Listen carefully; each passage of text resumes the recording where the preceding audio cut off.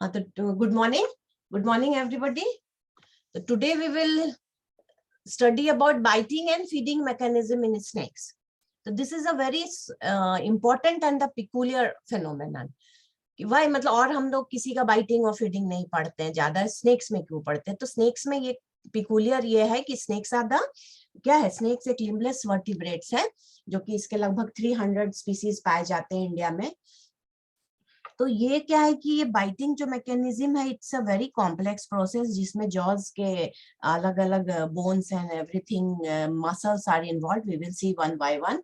और फीडिंग में हम लोग एक पिकुलियर देखते हैं कि ये अपने से बड़े नहीं, मतलब बहुत बड़े बड़े एनिमल्स को ये निगल सकते हैं, मतलब इनका एक्सटेंशन ऑफ जॉ जो है वो बहुत ज्यादा हो सकता है। तो ये कैसे पॉपुलर होता है? तो स्कल और जो जॉ बोन्स हैं, जो ये पॉइजनस स्नेक्स के, वो बहुत फ्लेक्सिबल होते हैं और जो अटैचमेंट होता है बोन्स का वो बहुत लूज होता है। और due to their loose and flexible attachment वो एडजस्ट कर सकते हैं अकॉर्डिंगली। जब फीडिंग होता है, स्वॉलिंग होता है, तो वो बड़े एनिमल्स को स्वॉलो करने में वो एडजस्ट हो जाता है। और जो position of fangs is the poisonous teeth, जिससे कि वेनम या क्या कहते हैं, पॉइजन का जिससे डाला जाता है, जिस टीथ से, सारे टीथ से नहीं डलता है, वो जिससे जलता है, जो टीथ से जलता है, जो कि अटैच्ड होते हैं पॉइजन ग्लैंड से, वही फैंग्स कहलाते हैं। तो वो जो डिफरेंट स्नेक्स में डिफरेंट होते हैं। बहुत सारे स्नेक्स में वो इरेक्ट होते हैं, खड़े होते हैं, ठीक है, वो मुड़ते नहीं है। और बल्कि दूसरे में क्या होता है कि जब मुंह बंद होता है तो वो मुड़े हुए अंदर वो ऐसे मुड़ के अंदर रहते हैं। तो there are different type of fangs, we will see. और बाइटिंग मैकेनिज्म जो है वो दो इसीलिए there are two different process, biting mechanism and feeding mechanism. तो बाइटिंग मैकेनिज्म है जो सर्व करता है दो पर्पस। अगर मान लो कि वो अभी फैंग्स की बात मैंने की, वो अंदर माउथ जब बंद है तो वो क्लोज्ड में ऐसे हॉरिजॉन्टल पोजीशन में है, तो उसका पहले इरेक्शन होगा और उसके बाद इंजेक्शन ऑफ वेनम और पॉइजन इन द बॉडी। अब ये आपका बाइटिंग एपरेटस है। You can see biting apparatus में क्या क्या चीज आएंगे। द बाइटिंग एपरेटस में एक पॉइजन ग्लैंड आएगा, जिसके अंदर पॉइजन ग्लैंड आता है। फिर पॉइजन ग्लैंड से निकल जाएगा, वो पॉइजन डक्ट कहलाता है। और पॉइजन डक्ट जिसमें ओपन होता है वो फैंग्स कहलाता है। तो पॉइजन ग्लैंड वन पेयर होता है। It is actually modified salivary gland, parotid और लैबियल ग्लैंड कहते हैं। ये उसका मॉडिफिकेशन है। एंड जो पॉइजन है वो सैलिवा का मॉडिफिकेशन है। तो ये ऊपर अपर जॉ के ऊपर साइड में रहता है। ये अपर जॉ हुआ, ये लोअर जॉ हुआ। तो दोनों साइड में यहाँ पे ये देखिए पॉइजन ग्लैंड है। ये यहाँ से पॉइजन ग्लैंड से निकल रहा है, ये पॉइजन डक्ट है। और इस पॉइजन डक्ट में ये फैंग्स है। क्लियर? तो ये अपर जॉ में होता है, ये सैक लाइक स्ट्रक्चर होता है। और एंटीरियर लिगामेंट्स और पोस्टीरियर लिगामेंट से ये होल्ड रहता है, ठीक है। और जो फैंग्स होते हैं ये मैग्जिला, यहाँ पे अभी हम लोग बोन्स देखेंगे, ये जो बोन होता है वो मैग्जिला से अटैच्ड होते हैं फैंग्स, ठीक है। पॉइजन डक्ट हुआ, जो पॉइजन ग्लैंड से निकल रहा है वो पॉइजन डक्ट हुआ। और इस पॉइजन ग्लैंड के भी एसोसिएटेड ये सारा आप मसल्स देख रहे हैं, तो ये मसल्स होंगे। तो बाइटिंग एपरेटस में क्या क्या चीज होगा? पॉइजन ग्लैंड होगा, पॉइजन डक्ट होगा, फैंग्स होगा एंड द एसोसिएटेड मसल्स होगा। ये चार चीज मिलाकर आपका पूरा बाइटिंग एपरेटस तैयार करते हैं। Now we will see fangs के बारे में हम लोग आते हैं। ये देखिए, ये जो है दिस इज द फैंग्स। ये आप देख रहे हैं, अभी मैंने बताया पॉइजन ग्लैंड है, पॉइजन ग्लैंड से निकल के ये पॉइजन डक्ट जा रहा है। और ये सारे टीथ अलग हैं, दीज टीथ आर, ये नहीं है फैंग्स। जो पॉइजन जिसमें डलेगा जिसी को हम लोग सिर्फ फैंग्स कहते हैं। और टंग हम लोग जानते हैं स्नेक का बाइफीड होता है, आगे बाइफर्केटेड रहता है। तो ये there are fangs. Upper jaw में आप देख सकते हैं, जहाँ पॉइंट डक्ट जहाँ खुल रहा है जिसमें फैंग्स कहते हैं। ये भी एनलार्ज्ड मैक्सिलरी टीथ है, क्योंकि ये मैक्सिला, ये जो हड्डी होती है मैक्सिला होती है। अभी हम लोग आगे देखेंगे बोन्स के बारे में भी। मैक्सिलरी टीथ से अटैच्ड होते हैं, बहुत शार्प और पॉइंटेड होते हैं। और इसमें ग्रेट पावर ऑफ रीजनरेशन, अगर ये किसी वजह से लॉस्ट हो जाएंगे तो ये रीजनरेट होते हैं। और अगर इसके स्ट्रक्चर और पोजीशन हम लोग देखते हैं तो ये एक्चुअली 3 या 4 टाइप के मेनली होते हैं, 3 टाइप के होते हैं। ये फाइलस मीन्स जिसमें होते ही नहीं है। तो प्रोटेरोग्लाइफस, प्रो मतलब पहले, तो दीज फैंग्स आर कॉम्पैरेटिवली प्रोटेरोग्लाइफस जो होते हैं वो स्मॉल होते हैं। और प्रो मतलब आगे, मतलब इसका पोजीशन क्या है, are present in the front of the maxilla, maxillae के आगे के साइड में होते हैं। और the fangs has a groove. अभी हम लोग देखेंगे यहाँ पे इस फिगर को अगर आप लोग ध्यान दीजिए कि यहाँ पे जब डक्ट आ रहा है तो डक्ट दो तरह से डक्ट जो है ओपन किसी में वो फिर जाएगा, तो ये इस तरह के एक टीथ होता है जिसके अंदर से कैनाल होते हैं, ठीक है, कैनलाइज्ड टीथ होता है। और दूसरा होता है जिसमें एक बाहर से नली के जैसा गड्ढा ग्रूव बना होता है, गटर जैसा। तो ये 2 तरह के फैंग हो सकते हैं। तो इसमें ग्रूव जैसे फैंग्स होते हैं, फॉर एग्जाम्पल कोबरा, कैरेट, ये सब में। तो ये आगे के साइड में प्रो, आप लोग याद रखिएगा, प्रो मतलब आगे। और ओपिस्थोग्लोफ, ये भी फैंग्स स्मॉल होते हैं और ये बैक पोर्शन में होते हैं मैक्सिला का, ठीक है। और वे है सोलेनोग्लाइफस। सोलेनोग्लाइफस में स्नेक्स बिलोंग्स टू द वाई विच इंक्लूड्स पिट वाइपर, ये भी है, and the true vipers. This type of fang, जो ये फैंग्स होते हैं वो attach to the jaw by a hinge. बात भी बताया था ना कि बहुत सारे जो फैंग्स होते हैं इरेक्ट होते हैं और बहुत जैसे हिंज ऐसे मुड़ सकते हैं। जब मुंह बंद होगा, जब ये माउथ है ये क्लोज होगा तो ये ऐसे अंदर मुड़ जाएगा। तो इसका मतलब जो यहाँ पे अटैचमेंट है वो हिंज के साथ है। तो so they can be folded up against the roof of the mouth. जब यूज में नहीं है तो वो फोल्डेड रहेगा। और दिस फोल्डिंग एक्शन अलाउज, ये क्या होता है, इसे लॉन्गेस्ट फैंग्स भी इसकी वजह से मिलते हैं of all the venomous snakes. तो 3 तरह के मेनली हुए पोजीशन पे, आगे हुआ तो प्रोटेरोग्लाइफस, और ओपिस्थोग्लाइफस जो पीछे हुआ, और सोलेनोग्लाइफस में अलग चीज है जिसमें हिंज है जो फोल्ड हो सकते हैं। और ये ग्लाइफस मतलब जिसमें है ही नहीं, ये dentition present non poisonous snake, जिसमें पॉइजनस फैंग्स नहीं है। तो एक वर्ड आता है पॉइजन, एक वर्ड आता है वेनम।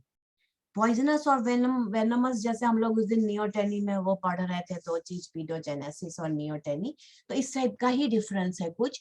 वेनमस मतलब हुआ कि आपके अंदर में कोई पॉइजन डाला जा रहा है, जैसे इसमें ये वेनमस स्नेक है, जो पॉइजनस स्नेक है, ये एक तरह का आपके अंदर डाल रहे हैं। और पॉइजनस चीजें होती है जो कोई एनिमल या को हम लोग अगर हम खाते हैं, कोई प्लांट है खाते हैं, वो अंदर जाकर कोई टॉक्सिक सब्सटेंस रिलीज करता है, तो उसको हम लोग पॉइजनस कहते हैं।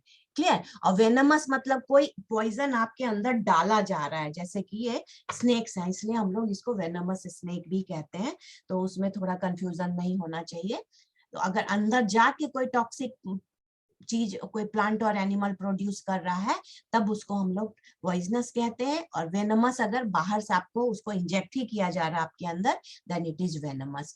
तो ये आप देख सकते हैं, फुल्ली ओपन माउथ है, 2 तरह का माउथ में जो नली होगी, एक अंदर से होगी कैनाल टाइप की ऐसा होता है, और एक ग्रूव जैसा होगा। और अगर ये बाइट है, ये बाइट आप देख सकते हैं, अगर पॉइजनस स्नेक का बाइट होगा तो ये सारे जो ये सब दांत के ये सारे प्रिंट्स हैं। लेकिन अगर फैंग्स का तो सिर्फ पॉइजनस स्नेक में आएगा, तो ये जो आ रहा है, इससे हम लोग बाइट को देख के भी समझ सकते हैं कि पॉइजनस स्नेक ने आपको काटा है कि नॉन पॉइजनस में सिर्फ आपके जो सिंपल टीथ हैं उनके रहेंगे, फैंग्स के ग्रूव्स नहीं रहेंगे। और पॉइजनस स्नेक बहुत कम होते हैं, लेकिन जो डेथ होती है वो मेनली डर से होती है। अधिकतर देखा जाता है कि स्नेक बाइट में जो डर होता है कि मुझे सांप ने काट लिया, उस वजह से होती है, मे बी वो नॉन पॉइजनस भी हो तो भी। अब now we will study about the bones. बहुत इंपॉर्टेंट है कि बोन्स एसोसिएटेड जो है जॉ से आपके, ठीक है। तो आप यहाँ पे देख सकते हैं, ये पूरा अपर जॉ है, ये पूरा अपर जॉ है, ये लोअर जॉ है। तो लोअर जॉ मैंडिबल, अपर जॉ में यहाँ पे एक देखिए पहला बोन क्या है, क्वाड्रेट, ठीक है। उसके बाद क्वाड्रेट के आगे स्क्वामोजल, स्क्वामोजल के आगे पेराइटल, पेराइटल के आगे फ्रंटल, ठीक है, उसके बाद प्री फ्रंटल, ये है नेजल, ये है प्री मैक्सिला और ये है मैक्सिला। क्लियर? इतने सारे बोन ये आपको ध्यान याद करना पड़ेगा कैसे है। स्टार्टिंग फ्रॉम अपर जॉ में क्वाड्रेट, क्वाड्रेट फिर कोलोमेला, फिर parietal, frontal, pre frontal, nasal जो नॉस्ट्रिल के पास होगा नेजल, और मैक्सिला में एक आगे होगा जिसको कहते हैं प्री मैक्सिला। और मैक्सिला अभी हमने बताया था कि मैक्सिला से ही ये फैंक्स देखिए अटैच्ड है, ठीक है। और लोअर जो होता है वो मैंडिबल। लेकिन उसके बाद भी आप ये ऊपर से मैंने दिखा दिया, नीचे से दिखा दिया, ये बीच में देखिए यहाँ जाके क्वाड्रेट से अटैच्ड है। ये बहुत इंपॉर्टेंट बोन है जो कि ओपनिंग और ये बाइटिंग मैकेनिज्म में है जो है। तो यहाँ पे एक बोन आप देख रहे हैं कोलियोमेला, क्लियर। और ये है आपका टेरिगॉइड, ये बोन है जो टेरिगॉइड, और इसके ऊपर है तो एक्टोटेरिगॉइड, ठीक है। अभी जब हम लोग नेक्स्ट स्लाइड में देखेंगे तो ये ओपनिंग में ये बहुत इंपॉर्टेंट है। तो again I repeat, upper jaw में quadrate, squamosal, parietal, frontal, pre frontal, nasal, maxilla, pre maxilla और मैक्सिला। और बीच में जो क्वाड्रेट से जाके ये बीच में जो अटैच्ड है वो है टेरिगॉइड और एक्टोटेरिगॉइड। और यहाँ पे एक बहुत इंपॉर्टेंट बोन है ये वाला कोलियोमेला, ठीक है। और एक और ये इससे है, तो आप देख सकते हैं हम लोगों ने देखा maxilla, quadrate, pterygoid, squamosal, ectopterygoid, palatine, pre maxilla, squamosal are loosely attached to cranium. ये जो स्क्वामोजल है ये सब अभी ने कहा कि ये सारे बोन्स बहुत लूजली अटैच होते हैं, तभी तो वो मुंह खोलने में और स्वेलिंग में वो करते हैं। क्वाड्रेट देखिए सारे लोअर जॉ से, the joint of quadrate and lower jaw act as a fulcrum.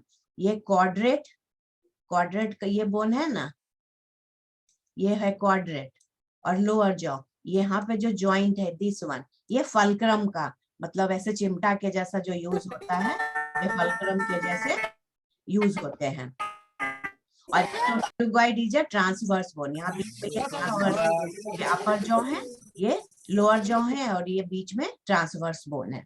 तो ये बोन का जो बहुत इंपॉर्टेंट है, इसको 2-3 बार आप लोग प्रैक्टिस कीजिएगा, ड्रॉ कीजिएगा, तभी ये समझ में आएगा।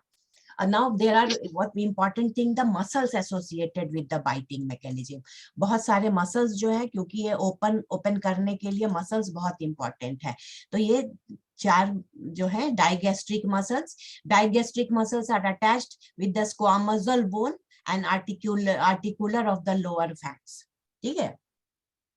digastric यहाँ पे अब देखिएगा digastric muscles है। फिर वैसे ही स्फेनोटेरिगॉइड मसल्स आर स्फेनॉइड एरिया और posterior dorsal surface of the pterygoid, जो अभी हमने यहाँ टेरिगॉइड बोन दिखाया था, यहाँ पे ये अटैच्ड होता है। टेम्पोरल मसल्स ये 2 होते हैं, इंटीरियर और एक्सटीरियर।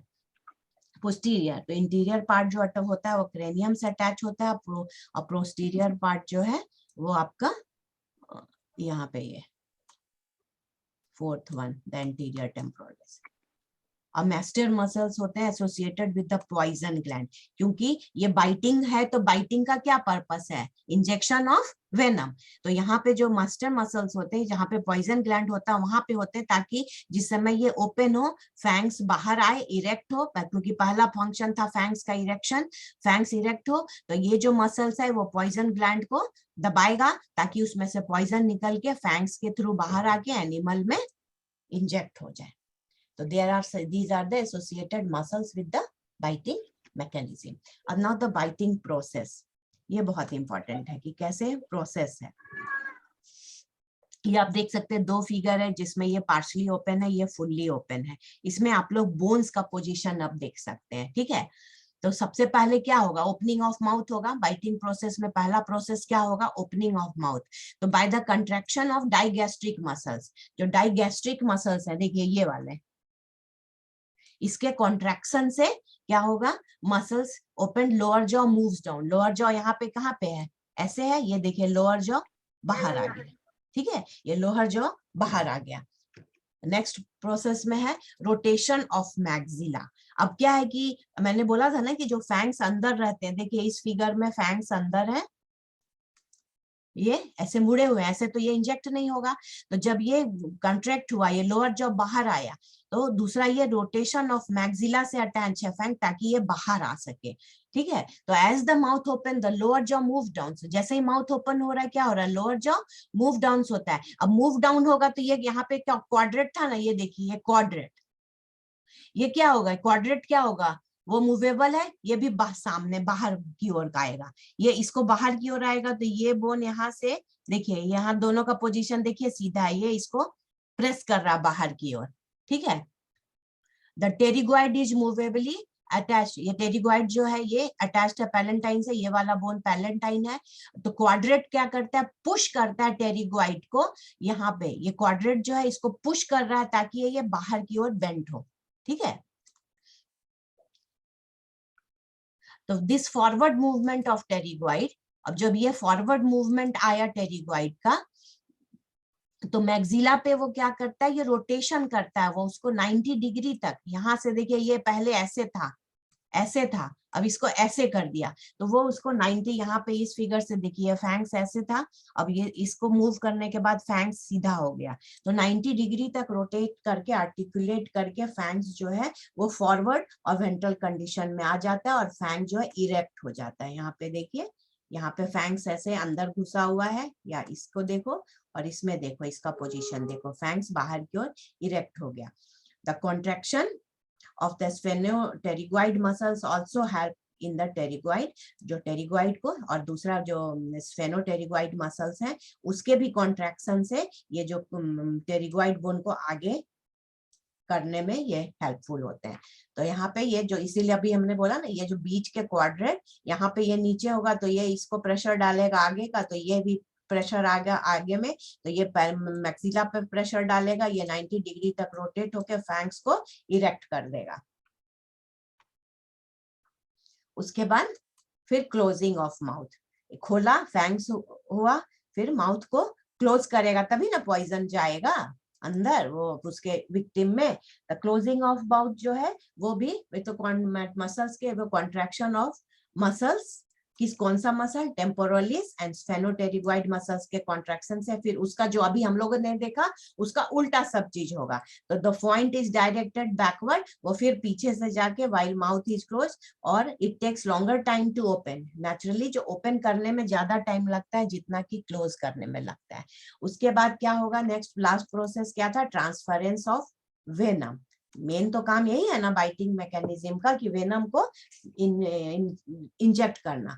तो during the contraction the digastric muscles and the posterior, contraction के समय, जिस समय बंद होता है उसमें वो पोस्टीरियर लिगामेंट रिलैक्स होते हैं, एंड ड्यूरिंग द रोटेशन, जिसमें स्क्वामोजल का रोटेशन हो जा रहा था जब फैंग्स आगे जा रहे थे, the fan shaped ligament are stretch, और वो स्ट्रेच होते हैं लिगामेंट, तो वो उसकी वजह से प्रेशर पड़ता है किस पे, पॉइजन ग्लैंड पे, स्क्वीज करते हैं पॉइजन ग्लैंड को, और उसमें जब पॉइजन ग्लैंड पे प्रेशर पड़ेगा तो that makes the poison to come out of the poison gland, और पॉइजन ग्लैंड से पॉइजन डक्ट है, और डक्ट किस में खुलता है, फैंग्स में।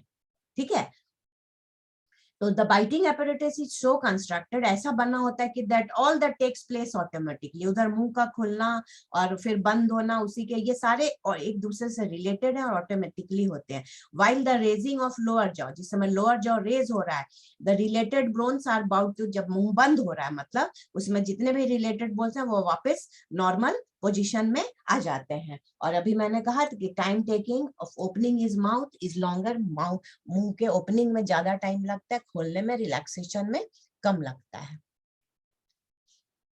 तो ये था आपका बाइटिंग मैकेनिज्म। अब थोड़ा सा हम लोग देखते हैं फीडिंग मैकेनिज्म के बारे में। तो फीडिंग मैकेनिज्म हम लोग अभी बताया था कि the snakes are the capable of swallowing very large, बड़े बड़े एनिमल्स को वो स्वॉलो कर जाते हैं अपने माउथ से। ठीक है, वो किस लिए, क्यों possible, because the peculiar structure of skull, जिसमें कि हम लोग जॉ का मूवमेंट देख ही चुके हैं कि कितने लूज होते हैं। तो स्नेक्स में जो स्कल होता है वो काइनेटिक होता है, मतलब कि two maxillae are able to move in relation to rest of the cranium. Cranium के अलग ये मैक्सिली घूम सकते हैं। अपर जॉ अभी हम लोगों ने देखा कि ये लूजली अटैच्ड होते हैं स्कल से और फ्रीली मूवेबल होते हैं। क्वाड्रेट जो है वो लोअर जॉ में बीच में लटका हुआ रहता है, अटैच रहता है टेरिगॉइड से, अभी हमने देखा। मसल्स जो एलिवेटर और प्रोटेक्टर टेरिगॉइड, मतलब एक को कॉन्ट्रैक्ट करने के लिए, एक उसको वापस करने के लिए। रेज द टेरिगॉइड, टेरिगॉइड को जब अभी हम लोगों ने प्रोसेस देखा, to pull and them forwards and inwards so that the prey is held between them। ठीक है, उसको वो मसल्स जो है एलिवेटर प्रोटेक्टर रेज करते हैं टेरिगॉइड को और बाहर को रहे ताकि हम लोग प्रे को बीच से पकड़ सके। अब बाकी जो दांत है, बाकी जो टीथ अभी हम लोगों ने फिगर में देखा, वो जस्ट उसको क्योंकि ये पूरा swallow कर जाते हैं, इनको चबाने का काम नहीं है, वो जस्ट वो अपने प्रे को होल्ड करने के लिए, ताकि वो प्रे उनसे भाग नहीं सके, निकल नहीं सके उनके मुंह से। तो जो लोअर जॉ का जो दोनों रैमी है वो भी सेपरेटेड है एंटीरियरली बट आर कनेक्टेड और इलास्टिक लिगामेंट से कनेक्टेड होता है, तो वो उसको अलाउ करता है, इलास्टिसिटी देता है। तो वो क्या है, लोअर जॉ का एक्सपेंशन में अभी हम लोगों ने maximum expansion of lower jaw देखा ही। दस द लोअर जॉ जो नीचे जाता है, फॉरवर्ड मूवमेंट होता है, तो और upper jaws bring about great expansion of mouth. अभी हम लोगों ने देखा कि पूरा माउथ पूरा खुल जाता है और एनेबल स्नेक स्वॉलो, और उसकी वजह से बड़े एनिमल को भी स्वॉलो कर सकता है। और द ब्रेन केस जो है, जो क्रेनियम बॉक्स है, वो protected underneath by a large parasphenoid. अब मुंह में पूरा बड़ा एनिमल है तो उसका प्रेशर दूसरे ऑर्गन्स इस पे पड़ेगा ना, तो बोन इतना वो प्रोटेक्टेड रहता है लार्ज पारास्फेनॉइड बोन से कि जब ये स्ट्रगलिंग, जब प्रे को, ऐसा तो नहीं कि बहुत आराम से होगा, प्रे भी भागने की कोशिश करेगा, तो स्ट्रगलिंग जब प्रे भागने की कर रहा है, ये स्वॉलो करने की कर रहा है, उसमें ब्रेन इसकी वजह से इंज्योर्ड नहीं होता है। और the contraction of the pharyngeal muscles, और जो फेरिंज में जो मसल्स होते हैं उसकी कॉन्ट्रैक्शन की वजह से in the region of throat propels the prey backward, और उसकी वजह से, उसके कॉन्ट्रैक्शन की वजह से जो, और वो क्या करते हैं कि पीछे के साइड, मतलब गट के साइड में प्रे को प्रोपेल करते हैं। The skin of the throat is also greatly, सब देखो थ्रोट का जो स्किन है वो भी बहुत, मान लीजिए वो बहुत हुआ तो बाहर से स्किन ही फट जाए, तो वो भी बहुत डिस्टेंसेबल है, इलास्टिक है, कि वो और पूरा वाइडर स्नेक्स के हेड को पूरा वो सॉलो करने का फैसिलिटेट करता है। और गर्डल्स तो इसमें एब्सेंट ही होता है, आपको पता है, पेक्टोरल गर्डल, पेल्विक गर्डल और स्टर्नम, ये the absence of pectoral girdle and sternum, ये भी फैसिलिटेट करता है प्रोसेस ऑफ सॉलिंग के लिए। अब स्नेक आपको पता है वो कुछ उसको चबाते नहीं है, वो स्वॉलो करते हैं। तो टीथ जो है शार्प होता है, पॉइंटेड होता है, बैकवर्ड होता है, अभी बताया था कि वो खाने के काम में नहीं आता है, वो जस्ट उसको पकड़ने या उसको होल्ड करने के काम होता है। They chiefly serve to hold the prey while it is being swallowed. ठीक है, और ये बिना, ये इनका जो फूड है वो लिविंग एनिमल है, किसी भी both worm and क्लोड bird, they swallow the prey without mastication, बिना चबाए हुए वो उसको पूरा स्वॉलो कर जाते हैं। तो swallowing is affected, the teeth on the lower jaw are alternately hooked further and forward। वो पूरा इस तरह से अरेंज होते हैं टीथ ताकि वो उसको बाहर निकलने ना दे प्रेम के। तो धीरे धीरे क्या होता है कि माउथ और उसके बाद pharynx of the snakes are gradually drawn, जो एनिमल को वो स्वॉलो कर रहे हैं उसको धीरे धीरे वो अंदर की ओर खींचने लगते हैं, और भी बकल ग्लैंड से स्लीपरी, वहां पे इसको फैसिलिटेट करता है, बकल ग्लैंड से एक स्लीपरी सिक्रीशन भी सिक्रीट होता है ताकि वो अंदर उसको स्वॉलो करने में फैसिलिटेट करे। ये देख सकते हैं कि कितना बड़ा मुंह खोल के रखता है। अभी सारा प्रोसेस हम लोगों ने है ड्यूरिंग द दिस प्रोसेस। अब मान लीजिए ये इतना बड़ा मुंह खोल रहे हैं, तो ट्रैकिया, मतलब ट्रैकिया नहीं, उनका जो वो है रेस्पिरेशन का नली है वो, हाँ वो भी दब सकता है ना, तो उसके लिए भी क्या है कि ड्यूरिंग द लैरिंग्स जो है वो प्रोजेक्टेड होता है forward between the rami of the two jaw, so the respiration को कोई हैम्पर नहीं हो। उसके बाद आफ्टर द कंप्लीशन, ये बहुत लेबोरियस प्रोसेस है सॉलो करने का, ठीक है, एनिमल अपियर्स टू बी, उसके बाद वो एनिमल थोड़ा इनएक्टिव हो जाता है क्योंकि वो पूरा इतना बड़ा लाइव एनिमल निगल लिया होता है, और उसके बाद इनएक्टिव होता है लॉन्ग पीरियड तक, ड्यूरिंग विच स्लो डाइजेशन जो है वो टेक प्लेस करता है। सम स्नेक्स किल दे, जो है कि वो क्रशिंग, आप पाइथन का, अजगर का आप देखिए, वो पूरे पहले वो पकड़ के उसको उसके ऊपर रोटेट होके उसको किल कर देते हैं पाइथन। सम बाइक या कोई कोई पॉइजनस अदर मेजोरिटी सॉलो, लेकिन कोई क्रश कर देते हैं उसको, लेकिन अधिकतर मेजोरिटी जो है वो पूरा निकल जाते हैं। ठीक है, और डाइजेशन स्टोमक में होता है वहां पे, when the large animal is being slowly इनगल्फ्ड, तो जब धीरे धीरे वो निगल रहे हैं, ठीक है, ये लॉन्ग प्रोसेस है, धीरे धीरे निगल कर रहे हैं, तो द फर्स्ट, मान लो जो इसका जिसका जो इस एनिमल का पार्ट अंदर है वो उसमें डाइजेशन स्टार्ट हो जाता है। The first part of the prey is partly digested, मतलब ये डाइजेशन इसके आगे का पार्ट का होने लगता है, और हाइंड पार्ट हैव बीन, जिसके मतलब ये अभी सॉलो हुआ भी नहीं है, फिर भी इसके आगे का पार्ट का डाइजेशन। अब पाइथन्स का तो आपको पता है, अगर बहुत बड़ा वो निकल लेते हैं तो बहुत एक साल तक भी वो फिर उसको बिना खाए रह सकते हैं। तो this is about the biting and feeding mechanism of the snake. Thank you so much.